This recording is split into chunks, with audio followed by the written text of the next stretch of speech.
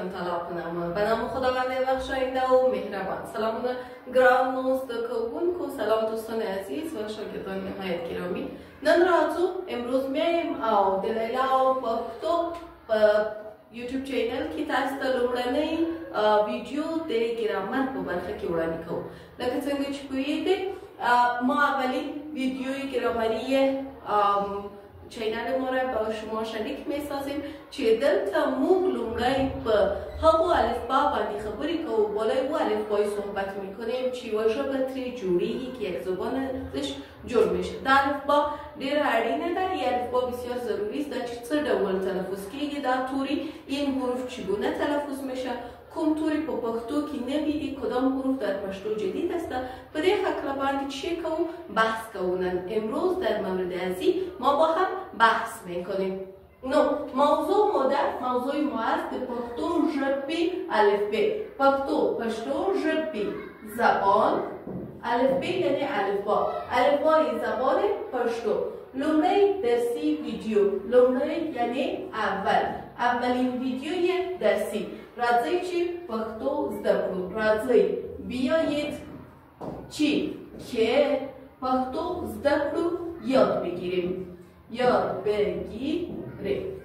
پس بیایید که پښتو رو یاد بگیریم. دلوی الله کنو، الوی بزرگ، الله به نام خداوند بزرگ. الف ب پ ت ಠ س ج چ ح ز خ څ دال زال ر ز ژ غ سین شین ښ صاد ضاد یقدار توی زوی عین غین ف قاف کاف گاف لام میم نون واو ه همزه لام الف لام. 5 دانه یا داریم. چند تا؟ 1 2 3 4 5 5 دانه یا. نرمه یا هیچ شی نداری، سرگرده یا 2 تا نقطه داره، اوگده یا 2 تا نقطه سر به سر داره، زورکیواله یا 1 جملک داره، او امریه یا 1 همزه داره. وزن تو بگورید. حال شما در اینجا ببینید کدام حروف در نظرتان جدید آمد؟ یا ت ز ت دال ر غ ح او همداسه نون. این حروفی هست که در اینجا جدید است. چو دانه است در تیلیکو چند تا شد اینجا می نویسید. ت یو ز س دیگره ر چهارمش غ پنجمش ښین نون. 1 2 3 4 5 6 و 1 دانمان دال. اینا حروفی هستند. دا هغه توری دی چې په دری ژبه کې نسته، که در زبان دری نیست، در زبان عربی هم نیست، فقط در زبان پشتو و بعضی زبانهای دیگر است. نشو کولای سیده ووایو دا خاص توری دی. حروف خاص گفته نمیتونیم چون صداهایشان در زبان آلمانی و انگلیسی هم هست. و دا څه ډول تلفظ کیږي، چگونه تلفظ میشه؟ ت مثل تی انگلیسی ت لکه طول ز لکه زان طول همه، زان خود، بدن، وجود. څ مثلا چی څښل، نوشیدن. ر مثل لام داره ولی از لام کرده سنگین تر. مثلا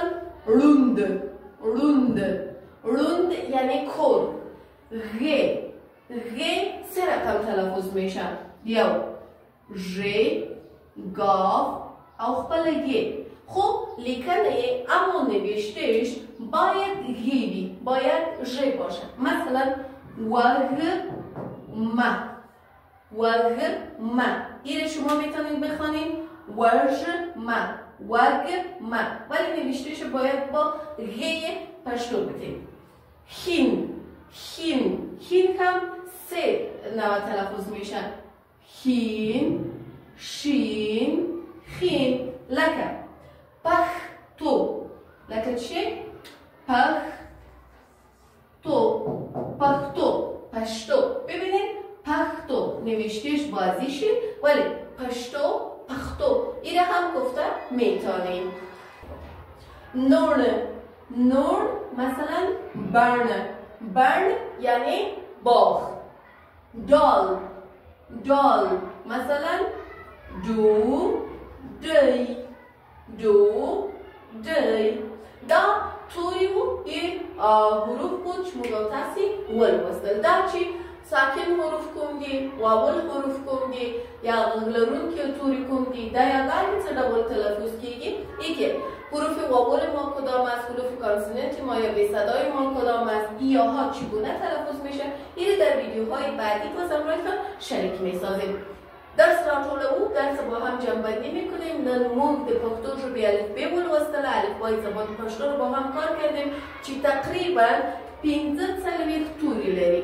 15 توری لري. 45 یا 46 حرف داره که دا یگانی اون سر حساب کن. اگر یا ها رو امروش حساب کنیم 15 توری که یا که حساب نکو بیا اگر کمیگی و اگر حساب نگیریم باز کم میشه.